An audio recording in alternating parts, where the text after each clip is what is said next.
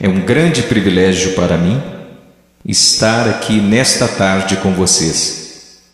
Antes de começarmos a falar qualquer coisa, eu gostaria de ir ao Senhor em oração. E eu vou pedir que você ore. Tem tanta coisa acontecendo aqui nesta tarde, tanta coisa que você não entende. Mas eu lhes direi de onde eu estou vindo. Eu pregarei como moribundo, para homens moribundos, e mulheres e jovens. E eu vou pregar como se eu nunca mais fosse pregar novamente. E eu lhes direi coisas que vocês irão entender errado.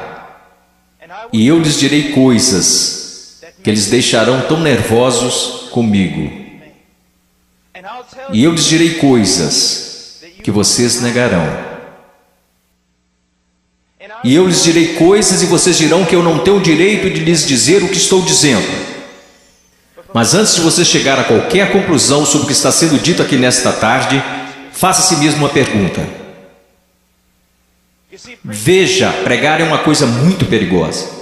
É perigoso para mim, pois a Bíblia diz que sobre falsos mestres virá grande condenação.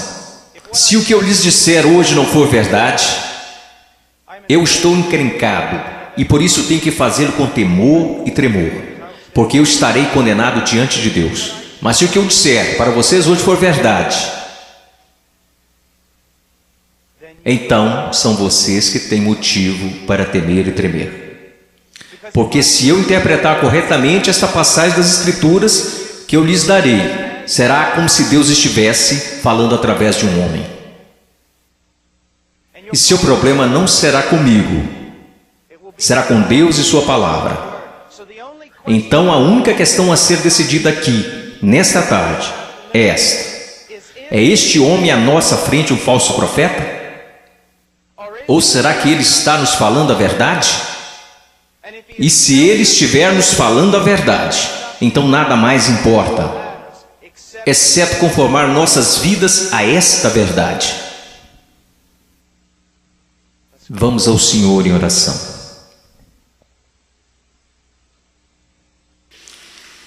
Pai,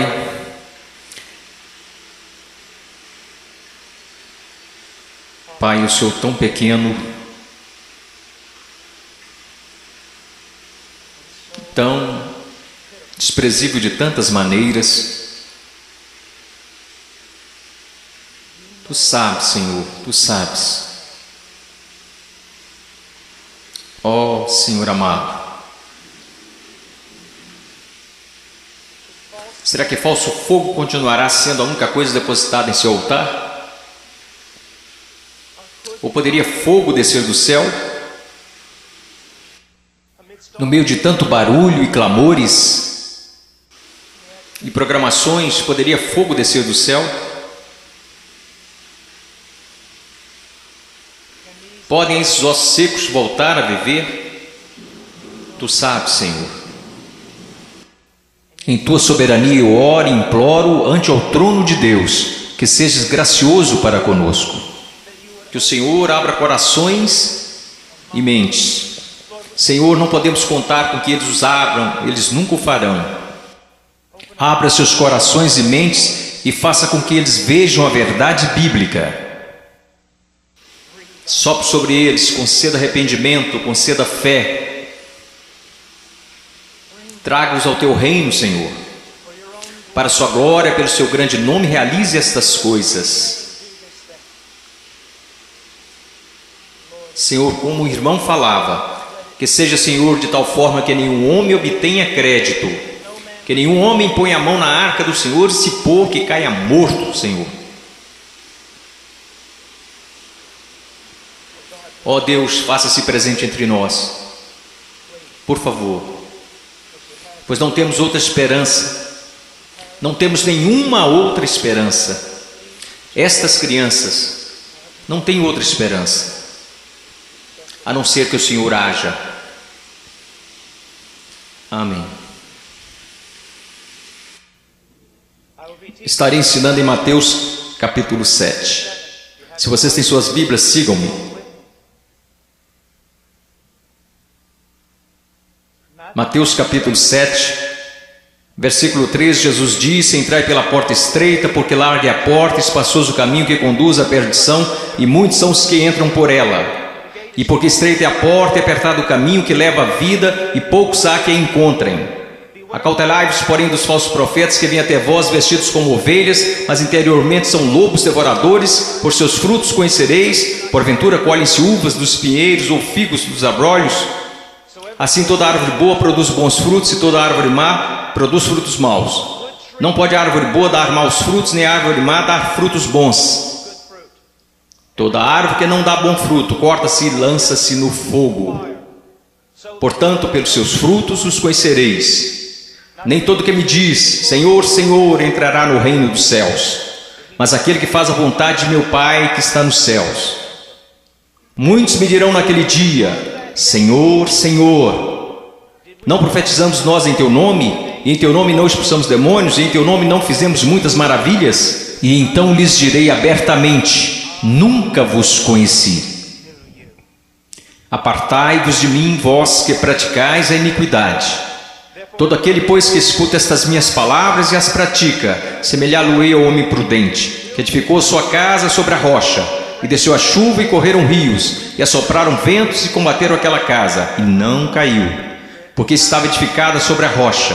E aquele que ouve estas minhas palavras e não as cumpre, compará-lo-ei a um homem sensato, que edificou a sua casa sobre a areia. Desceu a chuva, correram rios e assopraram ventos, e combateram aquela casa, e caiu, e foi grande a sua queda. Eu estou aqui hoje. Eu não estou preocupado no meu coração com a sua autoestima. Eu não estou preocupado no meu coração se você se sente bem consigo mesmo, se a vida está do jeito que você queria, ou se a sua conta bancária está no verde. Só tem uma coisa que me tirou o sono. Só tem uma coisa que me preocupou durante a manhã toda, e é isto: em 100 anos, a maioria das pessoas neste prédio possivelmente estarão no inferno. E muitos que até mesmo professam Jesus Cristo como Senhor passarão a eternidade no inferno.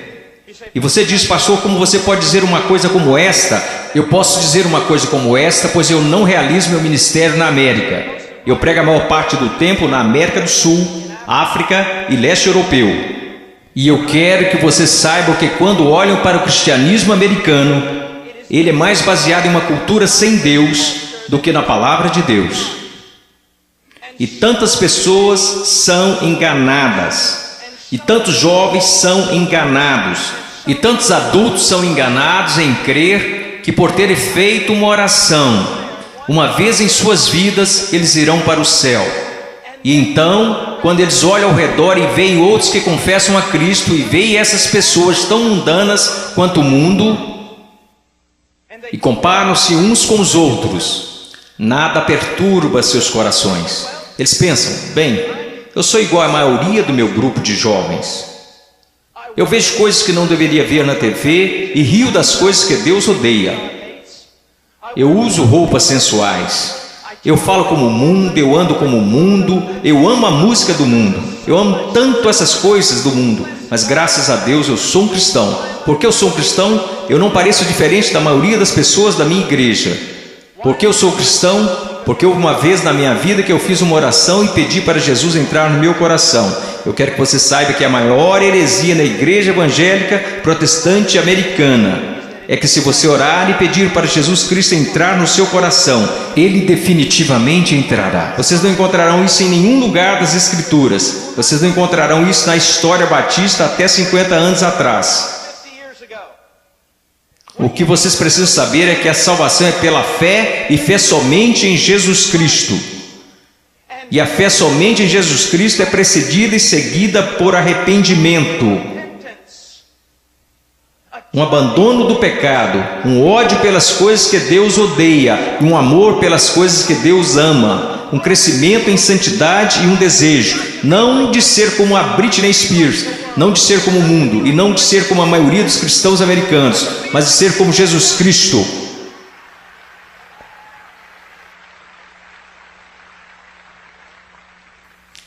Eu não sei porque vocês estão aplaudindo, eu estou falando de você. Eu não vim aqui para ouvir améns, eu não vim aqui para receber aplausos, eu estou falando de você. Muitas vezes as pessoas vêm a mim e dizem: eu adoraria segui-lo até a Romênia, adoraria segui-lo à Ucrânia, eu adoraria pregar onde você prega e onde plantou igreja no Peru, na floresta. E eu digo: não, você não iria. Eles dizem: sim, eu iria. E eu digo: não, você não iria, porque você seria expulso da igreja de lá. O que precisamos ver? Eu não estou querendo ser duro apenas para ser duro. Vocês têm noção de quanto amor é necessário para ficar na frente de 5.000 pessoas e dizer que o cristianismo americano é quase completamente errado? Você sabe o que vai me custar nunca mais ser chamado para algo assim? Ser impopular? Você sabe por que você faz isso? Você não faz porque você vai ser bem pago. Você não faz isso porque os homens te amam. Você faz isso porque você ama os homens e, acima de tudo, você quer honrar a Deus. Eu quero lhe dizer uma coisa. Nós vamos olhar para as Escrituras e eu quero que você olhe para ela como ela realmente é. Pare de se comparar com outros que dizem que são cristãos, que se comparam com outros que dizem que são cristãos. Compare a si mesmo com as Escrituras. Quando alguém, um jovem, vem a um pastor ou pastor de jovens e diz: eu não tenho certeza se sou salvo. O pastor de jovens geralmente vai lançar um clichê. Alguma vez em sua vida você orou e pediu para Jesus entrar em seu coração? Bom, sim. Você foi sincero? Bem, eu não sei, mas acho que sim. Você precisa dizer para Satanás parar de te incomodar. Você escreveu no verso da sua Bíblia, assim como o evangelista ensinou quando você foi salvo. Você anotou a data para que qualquer dia que você duvidasse apontasse para a Bíblia. Que superstições têm invadido nossa denominação? Você sabe o que a Bíblia fala para os cristãos fazerem? Examine-se a si mesmo. Teste a si mesmo à luz das Escrituras para saber se você está na fé. Teste a si mesmo para saber se você é um cristão. Você consegue ver se o Senhor liberasse todos aqui e mandasse vocês baterem em cada porta dessa cidade? Você sabe o que descobriríamos? 99% das pessoas, pelo menos nessa cidade, acredita que são cristãos. Se você voltar para a sua cidade natal e bater em cada porta de cada casa, porque eu voltei para a minha cidade natal, quando fiz salvo e bati em cada porta, e você sabe o que eu descobri? Todo mundo na minha cidade é um cristão. 85% deles não vão à igreja, e aqueles que vão à igreja não estão preocupados com santidade. Eles não estão preocupados em servir, não estão preocupados em ser separados do mundo, não estão preocupados se o evangelho será pregado entre as nações. Mas graças a Deus eles são salvos. Por que eles são salvos? Porque algum evangelista que deveria ter passado mais tempo estudando sua Bíblia do que pregando disse a eles que eles eram salvos. E ele disse isso para que depois pudesse gabar de quantas pessoas se converteram no seu próximo avivamento. Eu amo vocês. E existem homens aqui que amam vocês. E eu quero ir às Escrituras agora que eu choquei para a vida. Eu quero que vocês me ouçam. Ouça a palavra de Deus e comece a se perguntar algumas perguntas. Antes de tudo, entrai pela porta estreita, porque larga é a porta, espaçoso o caminho que conduz à perdição, e muitos são os que entram por ela. Existe uma porta estreita. E sabe, historicamente, uma das razões pela qual sou um batista do Sul é porque os batistas do Sul sempre foram rápidos, enquanto outras denominações falharam em perceber isto. Os batistas do Sul sempre foram rápidos em perceber que é só uma porta. Só há um Deus. Só há um mediador entre Deus e os homens. Seu nome é Jesus Cristo, e não é uma questão de múltipla escolha. Não é como se todos os caminhos levassem a Roma. Como denominação, nós sempre ensinamos às pessoas o que Jesus ensinou às pessoas. Eu sou o caminho, a verdade e a vida, e ninguém vê ao Pai senão por mim. Então eu louvo a Deus por isso, que a única forma que qualquer ser humano nesta terra será salvo é por meio de Jesus Cristo. E ponto final. Porque você precisa entender que a Bíblia diz: todos pecaram e destituídos estão da glória de Deus, e vocês não têm ideia do que isso significa, que nascemos totalmente depravados, odiando a Deus, que nós nunca buscaríamos a Deus, nunca iríamos a Deus, nós nos rebelamos contra Deus, quebrando toda a lei. Não é só uma questão de que você já pecou, a questão é: você nunca fez nada além de pecar. A Bíblia diz nos profetas que até as nossas maiores obras são como trapos de imundícia perante Deus. E por causa disso, você sabe o que merecemos? A ira de Deus, o ódio santo de Deus. E vocês dizem: espere um pouco, Deus não pode odiar ninguém, Deus é amor. Não, meu amigo, você precisa entender uma coisa: Jesus Cristo ensinou, os profetas ensinaram, os apóstolos ensinaram isto, que a não ser a graça de Deus revelada em Jesus Cristo, nosso Senhor, a única coisa que resta para você é a ira, a violenta ira de Deus. E por causa de sua rebelião e de seus pecados. Quando fala em universidades, eles sempre são rápidos em dizer: não, Deus não pode odiar porque Deus é amor, mas eu digo, Deus tem de odiar porque Ele é amor. Veja, eu amo crianças, portanto odeio aborto. Se eu amo o que é santo, devo odiar o que não é santo. Deus é um Deus santo, e isso é algo que os americanos esqueceram. Muitas das coisas que você adora fazer, Deus odeia. Você sabia disso? Ore por avivamento. Você vai para a reunião de jovens e quer que Deus seja, mas antes de ir você assiste programas na TV que Deus absolutamente abomina. E então você se pergunta por que o Espírito Santo não desceu sobre nós e por que você tem que criar falso fogo e falso entusiasmo. Porque Deus não está presente, Deus é um Deus santo. E a única maneira pela qual eu e você poderíamos nos reconciliar com Deus santo é pela morte do Filho unigênito de Deus, quando ele foi pendurado naquele madeiro. Agora escutem, se você hoje é salvo, você não foi salvo porque os romanos judeus rejeitaram Jesus. Você não foi salvo porque eles colocaram uma coroa de espinhos na sua cabeça, nem foi salvo porque eles perfuraram o tórax de Jesus com uma lança. Você não foi salvo nem mesmo porque eles o pregaram na cruz. Você sabe por que você é salvo? Se você é salvo, porque quando Jesus Cristo estava pendurado naquela cruz, Ele levou os seus pecados, o pecado do povo de Deus, e toda a violenta ira de Deus que deveria ter caído sobre você, caiu sobre seu único filho. Alguém tinha que pagar o preço, alguém tinha que morrer. Foi Deus, o Pai, quem esmagou seu único filho, de acordo com Isaías 53, ao Senhor agradou moê-lo.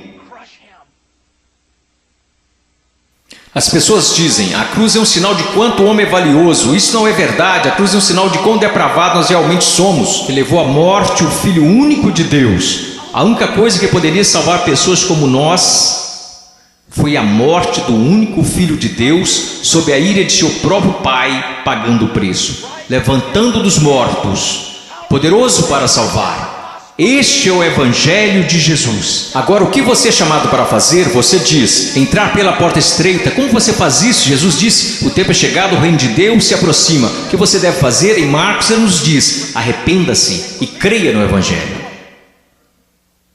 Você diz: irmão Paul, eu fui salvo orando e pedindo para Jesus entrar no meu coração. Eu tenho certeza que você o fez, mas você não foi salvo por uma fórmula mágica ou por causa de algumas palavras. Você foi salvo porque se arrependeu de seus pecados e acreditou. E não foi uma coisa isolada, você continua fazendo até hoje, porque Jesus, numa tradução mais correta deste verso, falou: o reino de Deus se aproxima, o tempo é chegado. Agora passem o resto de suas vidas se arrependendo de seus pecados e crendo em mim. Conversão não é como uma vacina. Ah, eu fiz isso, ou me arrependi, eu criei. A questão é, meu amigo, você continua se arrependendo de seus pecados? Você continua crendo? Porque aquele que começou boa obra em vocês também a terminará. Ele terminará. Nós, os batistas do Sul, pregamos que você deve ir por essa única porta, que é Jesus Cristo. Mas nós, batistas do Sul, esquecemos algo. E eu quero que pastores de jovens e outros líderes escutem-me, pois nós esquecemos um ensinamento muito importante do Evangelho. Diz que não só a porta é estreita, mas o caminho também é estreito. O que basicamente fazemos é conduzir uma pessoa a Cristo ou conduzimos alguém a uma oração. E aí essa pessoa passa o resto da vida vivendo igual ao mundo. Se você quiser negar isso, eu posso trazer as estatísticas para te provar. Várias pesquisas, censos, qualquer tipo de pesquisa que você pensar.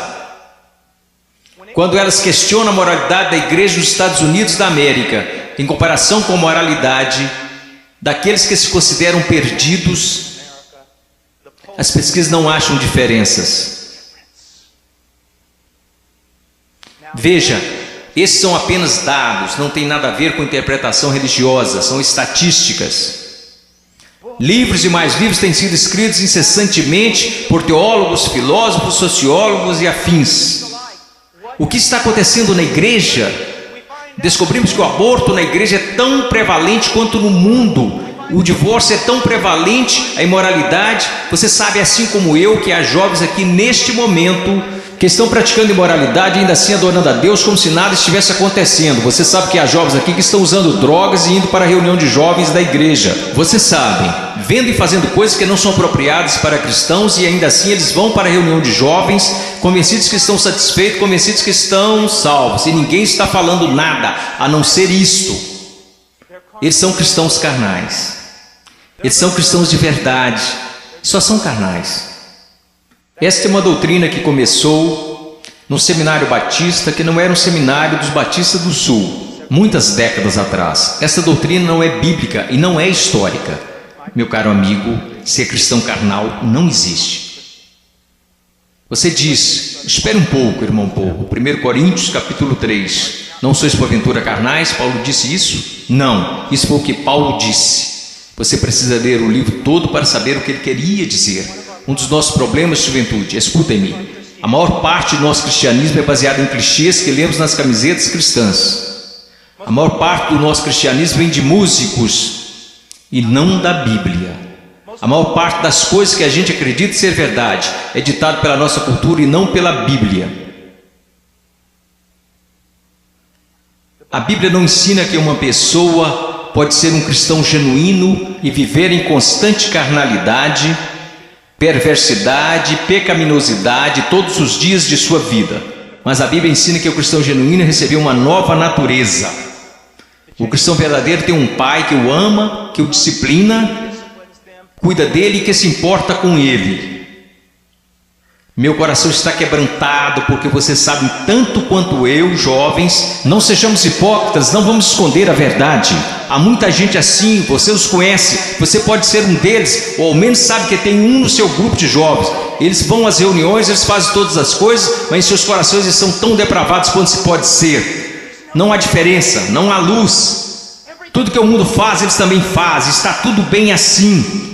Meu amigo, isso não é cristianismo. Não estão correndo perigo de perder o galardão. Eles estão correndo perigo de ir para o inferno. Eles não conhecem a Deus. O que nós ensinamos? Quando foi a última vez que você ouviu alguém falar que não existe apenas uma porta estreita, mas também um caminho estreito? Jesus indica que um dos principais sinais para saber se você é um cristão de verdade é se você anda no caminho estreito. Você sabe qual é o sinal para saber se você é um cristão na América? Você fez uma oração uma vez? Não é incrível? O que você se pergunta quando duvida da sua salvação? Se você fez uma oração de salvação uma vez, o que as Escrituras ensinam? Examinai-vos e provai a vós mesmos para saber se realmente estáis na fé, porque um cristão será diferente. Estou dizendo que um cristão é sem pecado? Não, porque aprendemos em 1 João que os cristãos pecam. Se dissermos que não conhecemos o pecado, então não conhecemos a Deus, não andamos na luz. Então qual é a diferença? Onde eu quero chegar? Eu estou chegando até aqui. Se você é genuinamente um cristão nascido de novo, um filho de Deus, você andará pelo caminho da justiça, como estilo de vida. E se você se desviar desse caminho de retidão, o Pai virá até você. Ele irá discipliná-lo, ele o colocará de volta naquele caminho. Se você professa que entrou pela porta estreita, mas continua andando pelo caminho largo, assim como todos da sua escola, assim como todos que são carnais e depravados, a Bíblia quer que você saiba que você deveria ficar terrivelmente amedrontado, porque você não conhece a Deus. Eu temo homens que passam a maior parte de suas vidas dizendo às outras pessoas que elas são salvas. Eu tenho medo de você se você já fez isso. Você não diz às pessoas que elas são salvas, você as diz como serem salvas. Deus as diz se elas são salvas.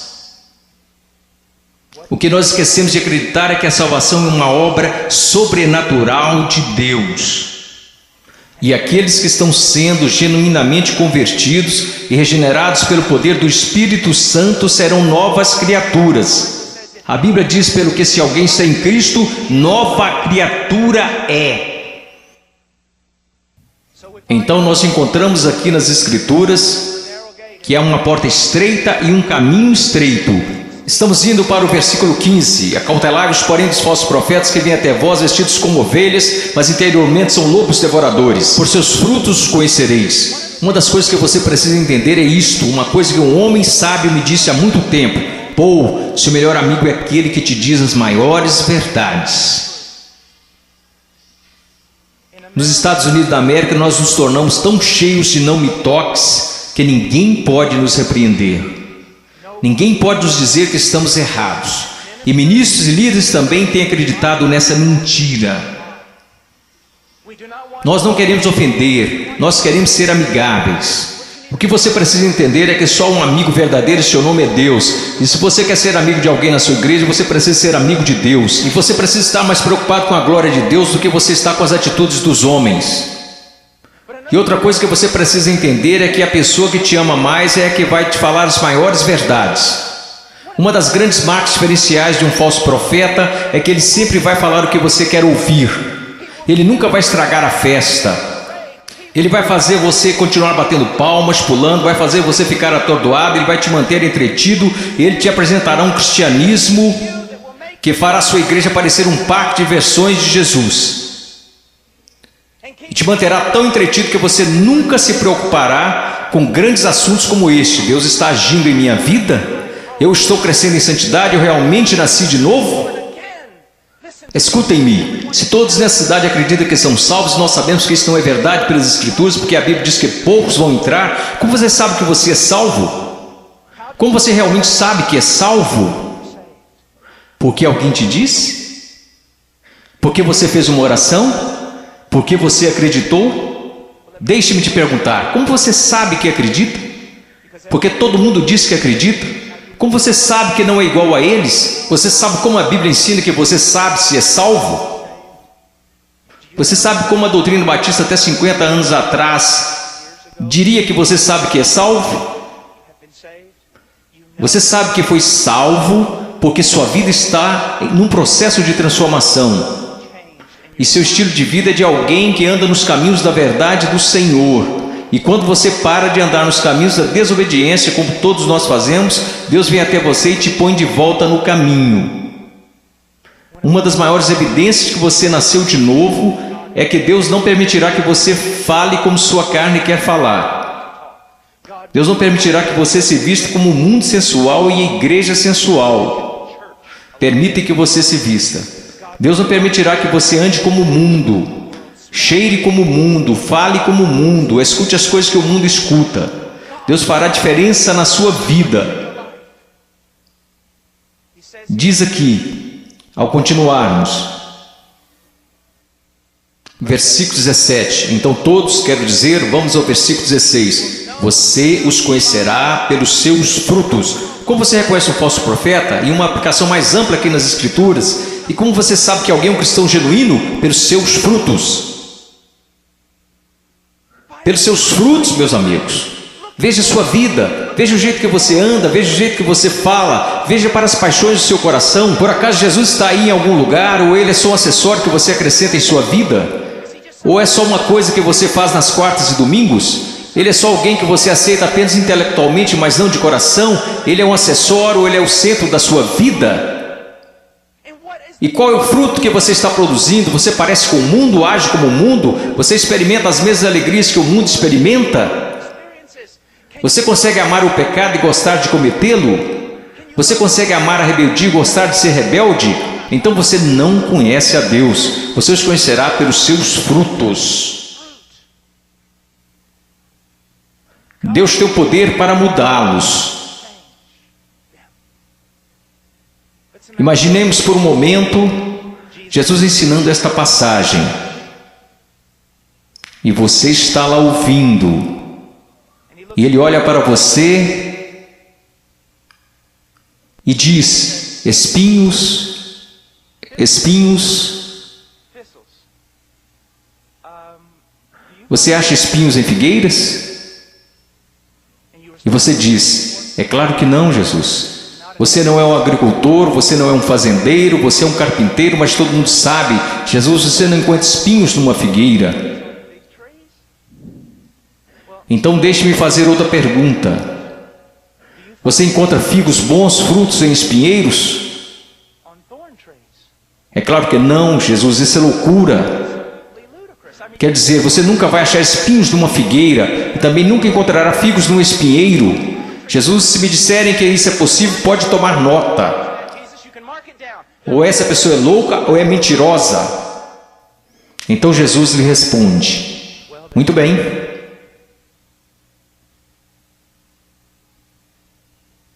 Aqueles que se dizem meus discípulos, mas dão maus frutos, não seria o mesmo que dizer que ou eles estão mentindo, ou que estão loucos em fazer tal afirmação? Deixe-me levar essa ideia mais à frente. Vamos imaginar que eu apareça atrasado e entro correndo aqui na plataforma e todos os outros líderes estão zangados comigo e dizem: irmão Paul, você não considerou que lhe foi dada a oportunidade de falar aqui e você aparece atrasado? E eu digo: irmãos, vocês têm de me perdoar porque eu estava a caminho na rodovia e meu pneu furou.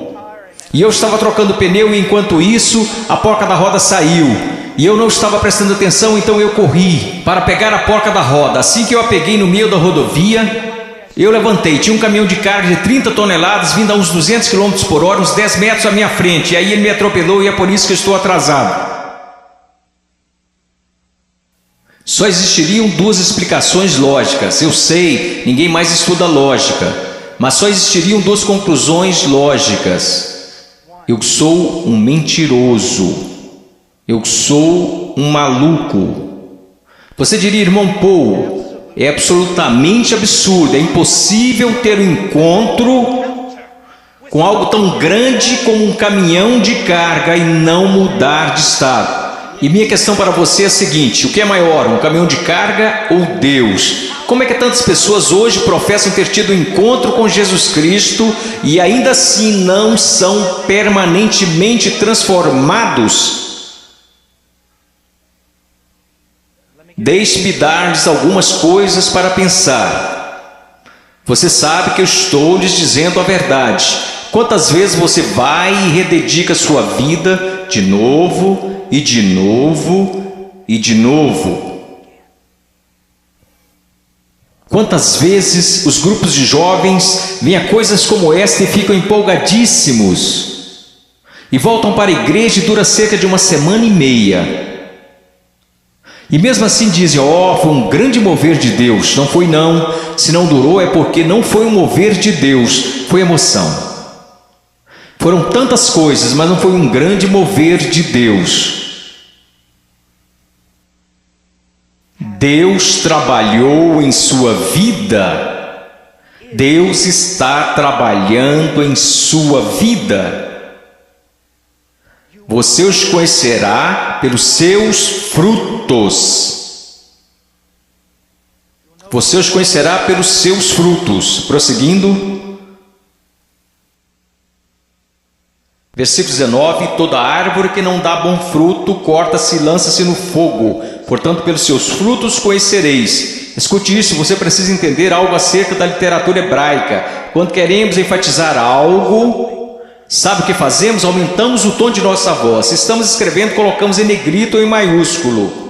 Mas para o judeu era diferente. Quando ele quer enfatizar algo, ele repete e repete. Por isso que encontramos paralelismo hebraico no livro de Provérbios: o ímpio viverá na terra, o ímpio será destruído. Ele está dizendo a mesma coisa, só que de um jeito diferente, para dar mais ênfase. É isso que Jesus está fazendo o tempo todo aqui. Pelos seus frutos conhecereis, pelos seus frutos conhecereis. Vocês os conhecerão pelo caminho que eles andam, pelos seus frutos conhecereis, pelos seus frutos os conhecereis. Ele diz: toda árvore que não dá bom fruto, corta-se e lança-se no fogo.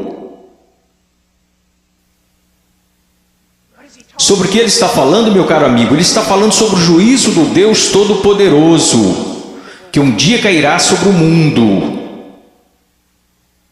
que um dia possivelmente poderá cair sobre você. Oh, meu caro amigo, eu não consigo olhar o seu coração. Eu sou tão facilmente enganado pelo meu próprio coração. Mas há um que não é enganado. Há um que não é enganado. Ele não é enganado por uma cultura cristã pós-moderna. Ele sabe. Pelos seus frutos os conhecereis. Então ele continua. E ele diz isto. Versículo 21, nem todo que me diz Senhor, Senhor entrará no reino dos céus, mas aquele que faz a vontade de meu Pai que está nos céus. Você sabe o que a sua profissão de fé em Jesus vale? Absolutamente nada. Sim, você leu esta passagem? Estude-a. Nem todo que me diz Senhor, Senhor, nem todos que professam Senhor, Senhor, entrará no reino dos céus. Muitas pessoas dirão Senhor, Senhor, mas não entrarão no reino dos céus. Meus filhinhos, você é um deles? Senhor, Senhor. Agora vamos voltar para a literatura hebraica. Ele diz Senhor, Senhor, ele não diz Senhor. Ele diz Senhor, Senhor. O que isso significa? Esse sujeito que está fazendo profissão não é alguém que de repente decidiu. É o dia do juízo, é melhor confessá-lo como Senhor. Essa é uma pessoa que professa enfaticamente aos outros que Jesus é o Senhor. Ele anda por aí dizendo que Jesus é o Senhor, ele dança enquanto os músicos estão tocando e diz que Jesus é o Senhor. Ele canta dizendo Senhor, mas Jesus diz a ele, afasta-te de mim, eu não te conheço. Billy Graham é uma das pessoas mais amáveis e bondosas. E ainda assim ele diz que a maioria das pessoas das igrejas confessionais estão perdidas. Ele diz que ficaria feliz se ao menos 5% das pessoas que fizeram uma profissão de fé em suas cruzadas evangelísticas fossem de fato salvas. Quando estou na Nigéria, eu estive lá no ano passado visitando a mãe cujo filho estava em nossa igreja e que foi assassinado por muçulmanos no norte da Nigéria. Se alguém confessa Jesus Cristo, você meio que já sabe que é verdadeiro. Por quê? Porque eles podem morrer por causa dessa confissão. Mas na América, considere os custos. Pense, examine a sua vida à luz das Escrituras. Você conhece o Senhor. Você conhece o Senhor? Porque nem todo que me diz Senhor, Senhor entrará no reino dos céus. Mas o que ele diz aqui, veja o que ele está dizendo. Nem todo que me diz Senhor, Senhor entrará no reino dos céus, mas aquele que faz a vontade de meu Pai que está nos céus. Qual é o sinal de que alguém se tornou um cristão genuíno? Eu gostaria que nós começássemos a ensinar isso novamente. O que aconteceu com a nossa teologia? O que aconteceu com a nossa doutrina? O que aconteceu com o nosso ensino? Foram jogados pela janela? Ninguém mais quer estudar doutrina, só quer escutar músicas cristãs e ler as frases das camisas cristãs. O que aconteceu com a verdade? A verdade diz isto. Aprova a maneira que você pode ter certeza que você é um cristão que nasceu de novo e que você tem como estilo de vida agir segundo a vontade do Pai. E você diz, você está falando de obras. Não, eu não estou, eu estou falando de evidências de fé. Funciona mais ou menos assim. Sua profissão não é prova alguma de que você nasceu de novo, porque todos neste país professam ter fé em Jesus Cristo. Uma pesquisa diz que 65% a 70% dos americanos são salvos, cristãos nascidos de novo. O país mais sem Deus na face da terra mata 4.000 bebês por dia, mas graças a Deus 70% de nós são nascidos de novo. Como você sabe que esta fé que você tem não é falsa? Um estilo de vida que está preocupado em fazer a vontade do Pai, que faz a vontade do Pai, e quando você desobedece a vontade do Pai, o Espírito Santo vem e te repreende pessoalmente através da palavra de Deus, ou através de um irmão ou uma irmã em Cristo, e Deus te põe no caminho novamente. Se você é um cristão genuíno, você não pode escapar dele. Deixa eu me dar um exemplo. Se eu fosse seu pastor, e você tivesse, digamos, 14 anos de idade, e eu estivesse voltando de uma pregação a 1 da manhã e te visse em um parque ou em uma esquina qualquer, com um bando de delinquentes, fazendo coisas que você não deveria estar fazendo, se você fosse membro de nossa igreja, eu diria, entre no carro e eu vou te levar para casa. Eu não ficaria bravo com você, eu ficaria bravo com seu pai, eu diria a ele, Senhor, você é um pai negligente e irresponsável, deixar seu filho fora de casa em tais circunstâncias. Eu quero que vocês entendam uma coisa, Deus não é um pai responsável ou negligente. Se você pode brincar com o pecado, se você pode amar o mundo, amar as coisas do mundo, sempre estar envolvido com o mundo, fazendo as coisas do mundo, e se seus heróis são pessoas do mundo, se você quer parecer com eles, agir como eles, se você faz as mesmas coisas que eles fazem, meu caro amigo, ouça minha voz. Há uma grande possibilidade de você não conhecer a Deus e de não pertencer a Ele. Agora finalizando. Versículo 22. Muitos me dirão naquele dia: Senhor, Senhor, não profetizamos nós em teu nome não expulsamos demônios, em teu nome não fizemos muitas maravilhas? Então lhes direi abertamente: nunca vos conheci. Você diz a coisa mais importante na face da terra é conhecer a Jesus Cristo. Isto não é verdade. A coisa mais importante na face da terra é que Jesus Cristo te conheça. Eu não entrarei na Casa Branca amanhã só porque eu fui até o portão e disse que conheço o presidente. Mas eles me deixarão entrar se o presidente falar: eu conheço Paul Washer. Você pode professar conhecer a Jesus, mas a minha pergunta para você é: você conhece a Jesus? Jesus te conhece? E veja como ele descreve o homem perdido aqui. Ele diz: apartai-vos de mim, vós que praticais a iniquidade. Em grego, anomia. Uma partícula negativa: a, não, sem. A palavra nomos, lei, não lei, sem lei. E é isso que significa. Deixe-me dar-lhe uma tradução mais precisa. Apartai-vos de mim, ouçam-me. Se eu pudesse sair daqui e te abraçar falando isso, eu faria. Ouçam-me. Ele diz: apartai-vos de mim, vocês que dizem ser meus discípulos, que me confessam como Senhor, porém vivem como se eu nunca tivesse lhes dado uma lei para obedecerem.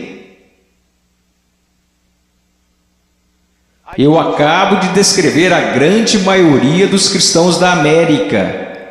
Se alguém começa a falar de lei, se alguém começa a falar de princípios bíblicos, sobre o que devemos fazer e o que não devemos fazer, como devemos viver e como não devemos viver, todos começam a exclamar: legalista, legalista. Mas Jesus disse: apartai-vos de mim, vocês que viveram, me chamaram de Senhor, contudo viveram como se eu nunca tivesse lhes dado uma lei para seguirem. Na cristandade americana disse: passe pela porta, louve a Deus, viva como o resto do mundo, tudo bem, você só é um cristão carnal e talvez volte um dia. Você sabe o que acontece por causa do nosso péssimo evangelismo? Nós temos milhões de crianças salvas na ZBF, e quando fazem 15 anos eles entram no mundo, e a maioria deles vive como demônios. E quando estão por volta de 30 anos, eles voltam e rededicam suas vidas. Talvez eles tenham acabado de ser salvos. Porque, amigos, é mais do que você contar a alguém que você é salvo. Porque sabe que Jesus é Senhor. Satanás sabe que Jesus é Senhor. Sua vida está em processo de mudança? Então ele começa a falar sobre duas pessoas, duas fundações. Você sabe que essa passagem na interpretação contemporânea é importante estudar teologia, é importante estudar história. A interpretação atual desta passagem sobre a rocha e a areia é basicamente assim: se você é cristão, você precisa construir sua vida sobre a rocha, porque se você construir sua vida sobre a areia, você será um cristão infeliz, sua vida não dará certo. Isto não é o que Jesus está ensinando, e a história me apoia nisto. Quase nunca foi interpretada desta forma. Você sabe qual é a interpretação? É assim: existem dois caminhos. Há o caminho estreito e o caminho largo. Em qual você está? Há dois tipos de árvores. Tem a árvore que dá bons frutos e que vai para o céu. Tem a árvore má e você sabe que é má porque dá maus frutos e vai para o inferno. Será cortada e lançada para o inferno.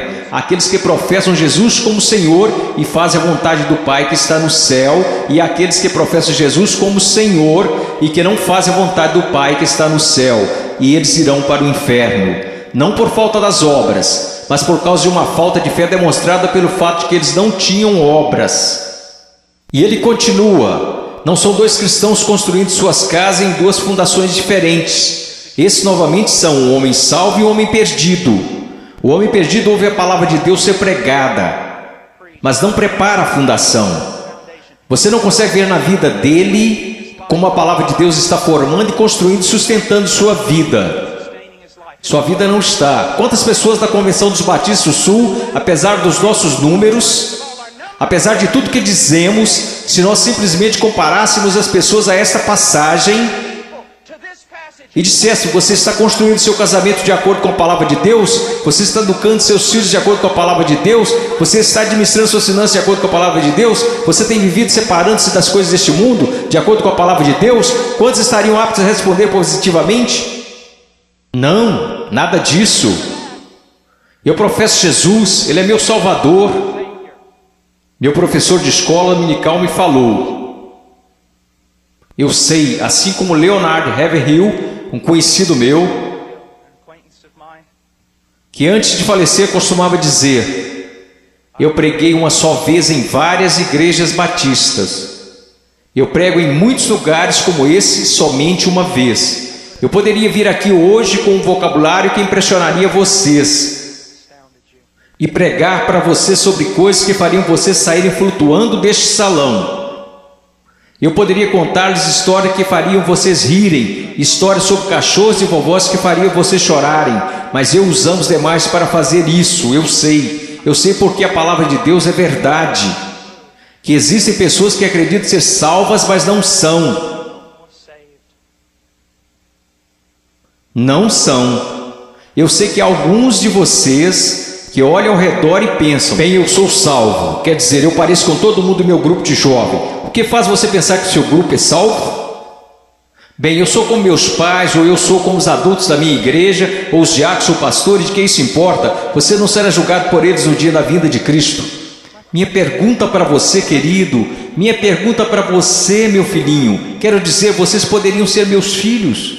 E eu oro para que um dia, quando meu filho crescer, que haja um pregador que fique diante dele e diga: basta, vamos nos focar. O que a palavra de Deus diz? A sua vida se apresentará diante do fogo ardente, que é a santidade de Deus no dia final. Amada, preciosa menina, amado, precioso jovem, no dia final a sua confissão permanecerá verdadeira. Você é salvo. E eu não estou falando de bem, eu acho que sou salvo. Sabe, é o caminho que ao homem parece direito, mas o fim deles são os caminhos da morte. Bem, eu sinto do fundo do meu coração que sou salvo. Então deixa eu fazer outra pergunta: você alguma vez já leu Que Enganou Seu Coração? Quem o conhecerá? Você não deveria ir ao testemunho das Escrituras? Bem, eu sei que eu sou salvo, pois minha mãe, meu pai, meu pastor, todos me disseram que sou salvo. Então eu te digo isto: o que a palavra de Deus te diz? Nós falamos tanto sobre ser cristãos radicais. Cristãos radicais não são pessoas que pulam em shows. Cristãos radicais não são pessoas que usam camisas gospel. Cristãos radicais são aqueles que carregam os frutos do Espírito Santo. Cristãos radicais são aqueles que respeitam e honram seus pais, mesmo quando sentem que seus pais estão errados. Cristãos radicais são aqueles que não... Agora escutem, isso vai deixá-los irados. E eu estou falando com garotos e garotas. Cristãos radicais são aqueles que não se vestem sensualmente para mostrar seus corpos. Se sua vestimenta é um chamariz apenas para o seu rosto, Deus se agrada da sua vestimenta. Sua vestimenta é um chamariz para o seu corpo, isso é sensual e Deus odeia o que você está fazendo. Todo mundo gosta de falar sobre um profeta, mas ninguém quer escutá-lo. E eu estou falando sobre cristianismo. Eu passei minha vida em selvas, eu passei minha vida congelando nos Andes, eu vi pessoas morrerem. Um garotinho, Andrew Myman, os muçulmanos atiraram 5 vezes o seu estômago e o deixaram morrer na calçada, simplesmente porque ele exclamava: eu estou com tanto medo, mas eu não posso negar a Jesus Cristo. Por favor, não me matem, mas eu não negarei. E ele morreu numa poça de sangue. E vocês falam sobre ser cristãos radicais porque vocês usam camisas gospel e vão a um congresso? Eu estou falando sobre santidade, eu estou falando sobre ser cheio de Deus. Você sabe o que seria mover de Deus neste local? Se todos vocês caíssem sob convicção de pecado, se eu mesmo caísse sob convicção pelo Espírito Santo e nos prostrássemos e chorássemos, pois assistimos coisas que Deus odeia.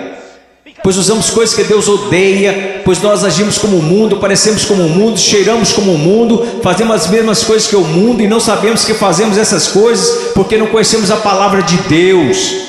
Porque mesmo que falemos como uma denominação, que a Escritura é a infalível palavra de Deus, só que ganhamos basicamente um monte de ilustrações, histórias e novelinhas. Oh, que Deus brilhe neste lugar. Que viremos nossas costas para o pecado, que renunciemos às coisas que desagradam a Deus, e então que corramos para Ele e alegremos-nos nele e o amemos. Que Deus levante missionários. Eu não desejo a vocês o mesmo que seus pais. Eles querem segurança e boas casas para vocês. Eles querem que vocês tenham carros e respeito. Eu quero para vocês as mesmas coisas que quero para o meu filho, que um dia ele pegue uma bandeira, a bandeira de Jesus Cristo, e coloque-a num monte onde ninguém esteve antes, e que eles clame: Jesus Cristo é Senhor, mesmo que isso custe a sua vida.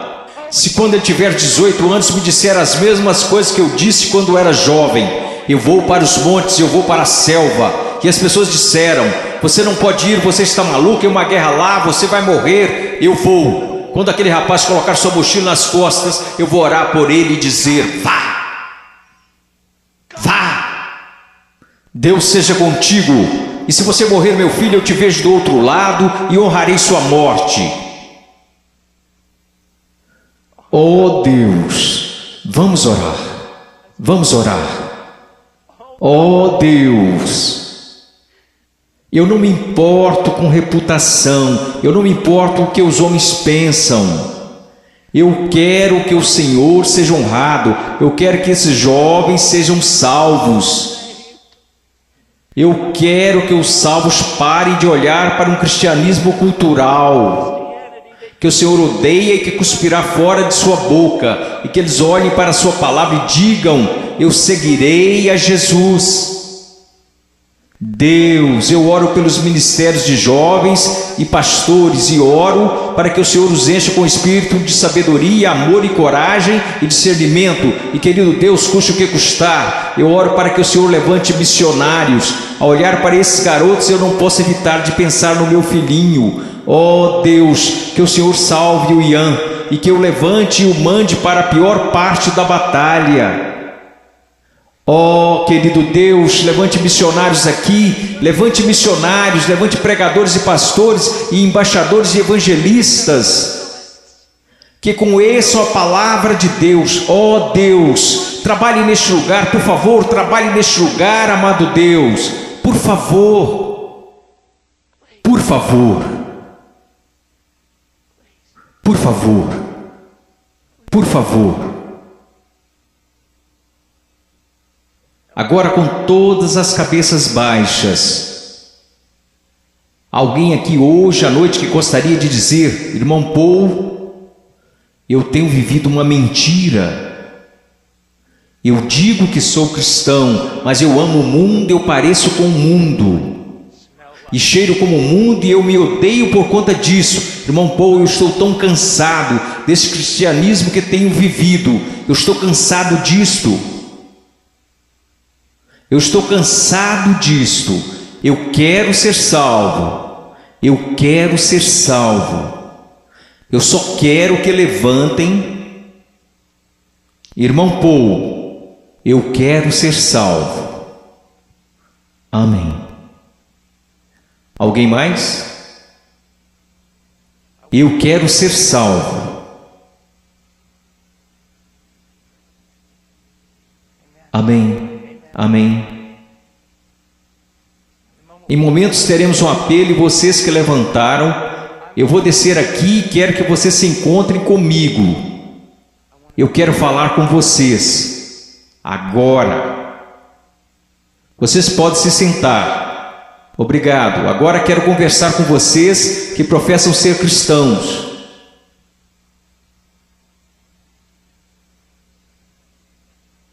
Sua vida honra a Jesus Cristo?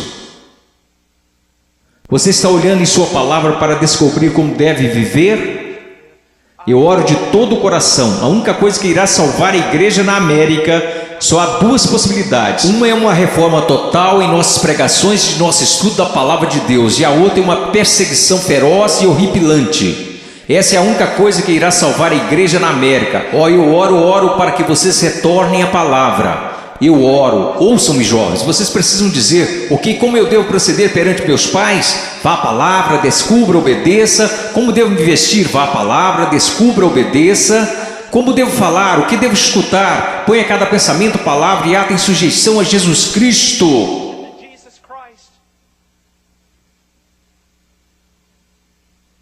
Eu não vou pedir para que você levante, porque eu estou tão cansado de pessoas virem à frente e assumirem o compromisso, e esse compromisso durar apenas 2 minutos. Eu não estou aqui para poder escrever na minha revista que zilhões de vocês vieram à frente. Eu quero que você vá para casa e viva para Jesus Cristo com todo o seu coração.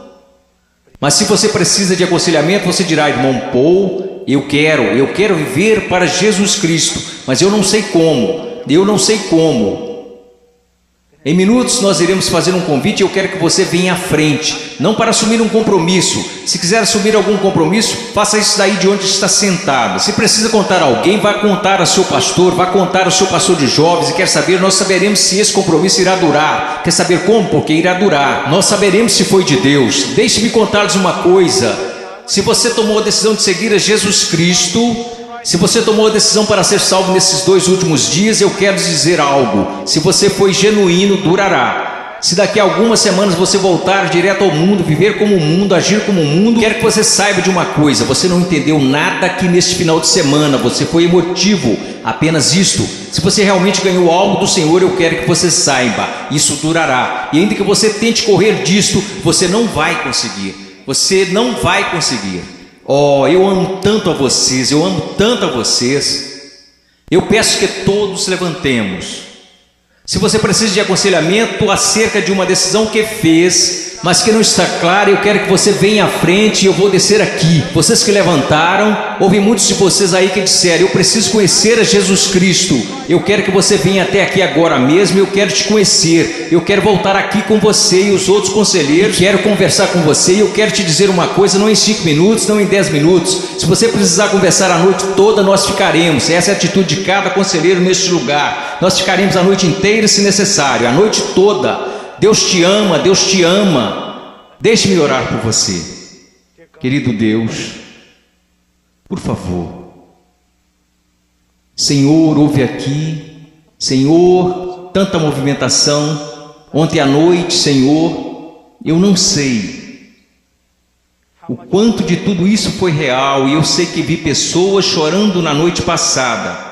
Eu vi pessoas tentando assumir compromissos, e eu acredito que uma parte do que aconteceu aqui a noite passada foi por sua causa.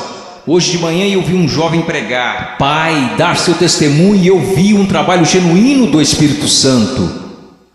Eu não sei quantas dessas decisões foram verdadeiras, mas aconteceram algumas coisas reais aqui. Agora eu oro, Pai. Eu não sei o quanto será real, somente o tempo e a eternidade nos mostrarão. Mas, ó Deus querido, por favor, trabalhe em nome de Jesus. Amém.